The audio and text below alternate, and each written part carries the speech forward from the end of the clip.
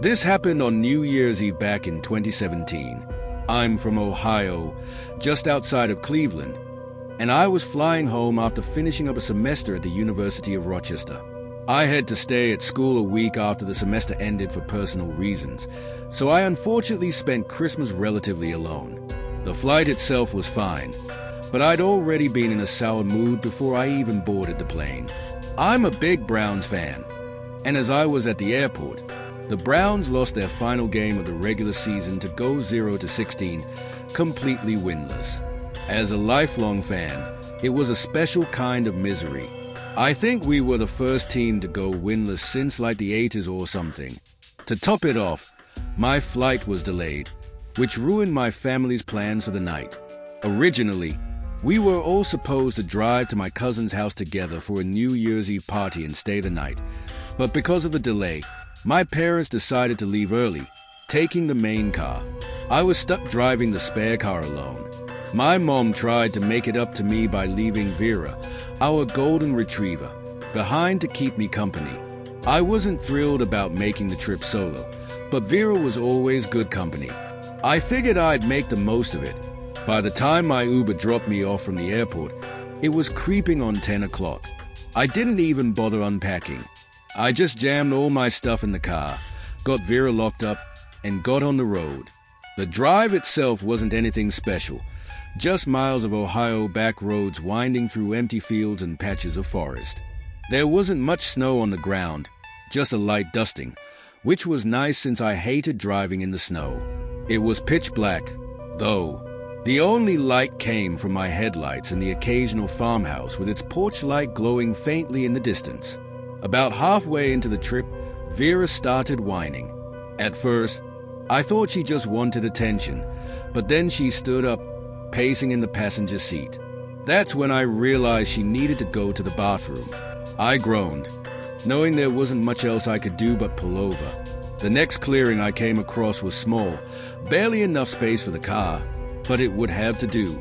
I remember noting to myself how dark it really was out there. If not for the patches of white snow here and there, I probably wouldn't have been able to see into the woods at all. I jammed my hands in my pockets and tried my best not to freeze to death. Vera didn't seem to care about the cold or the darkness. Classic golden retriever. I let her out, not even bothering to leash her. She sniffed around the edge of the trees, taking her sweet time. She didn't wander far, just enough to do her business. And that's when I heard it. All of a sudden, a loud crashing sound echoed from somewhere in the woods. It wasn't just a branch breaking. It was heavier and deliberate, like someone or something was moving through the trees. I literally jumped from how loud it was. Imagine a grown man sprinting through the forest. That's genuinely what it sounded like. I scanned the darkness, squinting to make out anything, but it was too dark to see beyond the first few trees. Before I could react, Vera bolted directly into the woods. It was some worst nightmare type stuff, I'm telling you. She disappeared into the trees, and I lost sight of her in mere seconds. I yelled her name over and over, but she didn't come back. At that point, my heart was racing, and it started getting hard to breathe. The cold didn't help matters. I couldn't leave her out there. That wasn't an option. Without thinking, I ran into the woods blindly, yelling for her to come back. I didn't want to think about what she was chasing after, so I just ran, letting the adrenaline take over. The only light to aid me was my dim phone flashlight and the thin layer of snow on the ground. It was so dark, I was practically running into the trees. I kept running, praying I'd find her before she caught up to whatever was in there. I ran until my lungs gave out from the cold, forcing me to take a break. After nearly falling over from exhaustion, I leaned up against a tree and felt myself about to break down. I honestly didn't know what to do. And then, finally, I saw her. She was crouched low and shivering, walking slowly toward me. Her tail was tucked tightly between her legs. I had never seen her like that before. I dropped to my knees and embraced her. Relief flooded through me. She pressed against me, and I could feel her body trembling. Something had terrified her. That's when I snapped back to reality and realized how serious the situation was. We were still in the middle of the woods, and there was still something out there. I sprung up from my position and told Vera to follow me. This time, she obeyed and stuck by my side like her life depended on it. We started back to the car, but I had no idea if I was going the right way. As if things weren't bad enough, I damn near jumped out of my skin when I heard crashing from behind me. I didn't think, I just started running. Vera darted ahead of me, and I followed her, praying I didn't trip. The crashing sound didn't stop this time. It seemed like it was following us. I can't even tell you how scared I was in that moment. I genuinely felt like I was going to die. By some miracle, Vera led me straight back to the car, and I practically threw her inside before slamming the door shut. As I was jumping into the driver's seat, I glanced back toward the woods, and my stomach dropped. There were 3 figures standing at the edge of the woods, watching us. I jammed the keys in the ignition and floored it out of there. I didn't stop. I didn't even slow down. I was still in shock.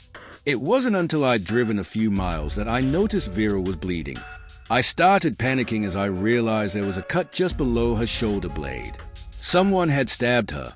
I slammed on the brakes and ran around the car to the trunk.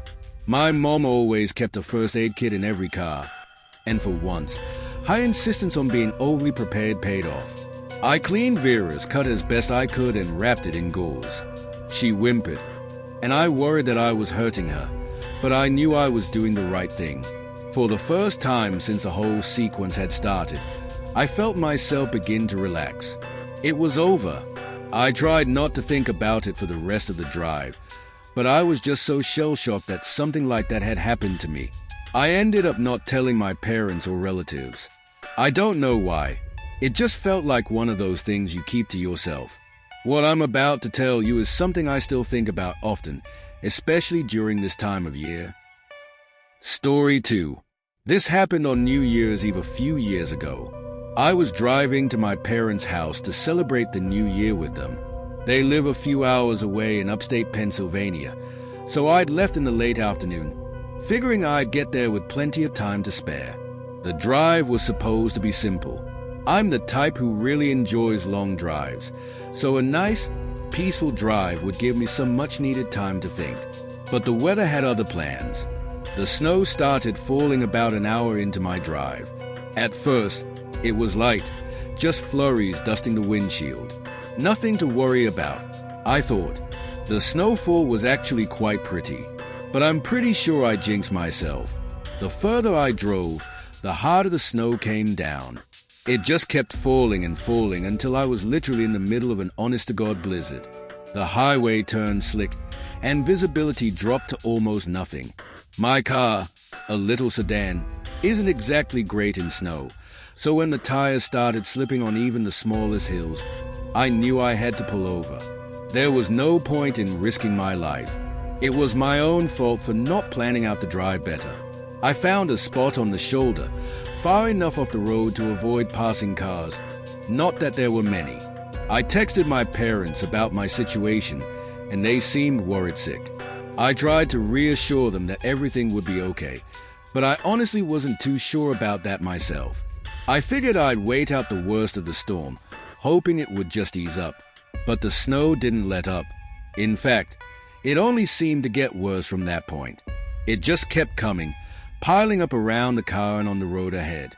After an hour or so, it became clear I wasn't going anywhere that night.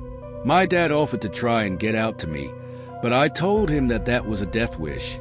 I told them that if the snow didn't let up, I'd call the police, which he begrudgingly accepted as a decent solution. I really didn't want to call the police, and I didn't have AAA either, so that wasn't an option. I told myself the storm would have to let up eventually, and I decided that if it didn't by the time I got tired, I'd call the police. The thought of spending the night in the car made me uneasy. I didn't want to run out of gas trying to keep warm, and I was worried about killing the battery if I kept the lights or heat on too long. I sat there, turning the engine on and off every so often, trying to conserve what I could. The wind howled outside. I was starting to feel the weight of the isolation when I looked at my rear view mirror and saw headlights cutting through the storm from behind me. I literally wanted to jump for joy. A snowplow pulled up beside me. I was saved. I rolled down the window as the driver leaned out of his cab. He was an older guy, maybe in his late 50s. He looked nice. He was wearing a thick jacket and had a black knit hat that was pulled down over his ears. I remember thinking his face was really wrinkly, if that makes sense. It looked weathered, like he had spent decades in harsh conditions. I expected him to say something, but he just stared at me for what seemed like an unusual amount of time. Eventually, he spoke, asking me if I was okay. He had a really gruff voice, definitely a smoker, and it was honestly kind of off-putting. I told him that I didn't think my car could handle the conditions, trying to be friendly but also keep my voice steady. He nodded, saying that I wouldn't get far in a storm like this, especially with the car I had. He paused for a few moments, as if he were considering what to say. I watched his eyes scan my back seat, like he was looking for something. I was just about to respond when he offered to give me a ride. I hesitated. I didn't know him, and yeah, he seemed a little strange, but he struck me as a genuine guy. Plus, staying put with my car all night would have been stupid. I asked him if he could drive me to where I was going, and he said it would be no problem. I then asked him what I should do about my car, to which he shrugged his shoulders and said, "Leave it." After a moment, I agreed. I grabbed my bag and climbed into the cab of the plow. At first, the warmth was comforting. I felt the tension in my shoulders start to ease as I settled into the seat. He asked me where I was headed, and I told him about my parents' house. I gave him directions, and he nodded again but didn't say much after that. The silence wasn't awkward, but as the minutes passed, I started to feel more and more uncomfortable. That's when I noticed something odd. He wasn't driving in the direction of my parents' house. I knew because the navigation was literally pointing in the opposite direction. I mean, we were on a local highway. There were only two ways to go. I tried my best to sound calm and asked him if we were going the right way in the most normal tone I could muster. I don't think I did a good job, though, because I could feel his demeanor slightly change with my question. Without looking at me, he told me we were taking a short detour and that the back roads would be better than the highway.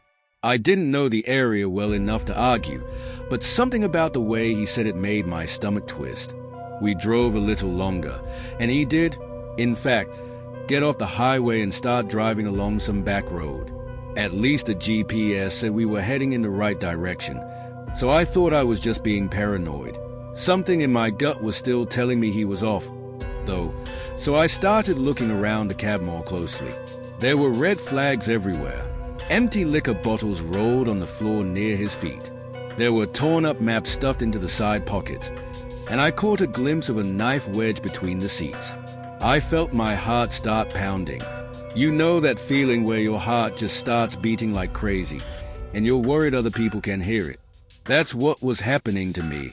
By that time, I was also positive we weren't going the right way. The GPS kept recalibrating because he missed turn after turn, not even looking at it. I was panicking. As we continued driving, I spotted a house in the distance. It was the only one I'd seen for miles. I had to act. It felt like a lifeline. I waited until we got closer, took a deep breath, grabbed the door handle, and then kicked the door open as hard as I could. The cold air hit me like a slap, but I didn't stop. I slammed into the ground and felt my leg flare up with pain. I didn't care, though. I got to my feet and started running toward the house.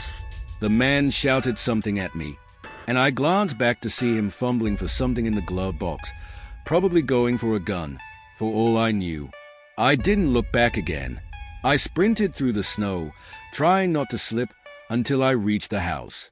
I pounded on the door, screaming for help. A man and woman opened it, and they basically pulled me inside. I collapsed onto the floor, trying to catch my breath. I told them what had just happened, and they didn't ask questions. They just called the police. By the time the cops arrived, the snowplow was gone. They said they'd keep an eye out and search the area. But in that storm, finding him was unlikely. They offered to give me a ride to my parents' house and even helped me call someone to tow my car. I was beyond grateful. My dad was furious once he found out, and I haven't driven in the snow since. I always think about what might have happened had I not jumped out of the car when I did.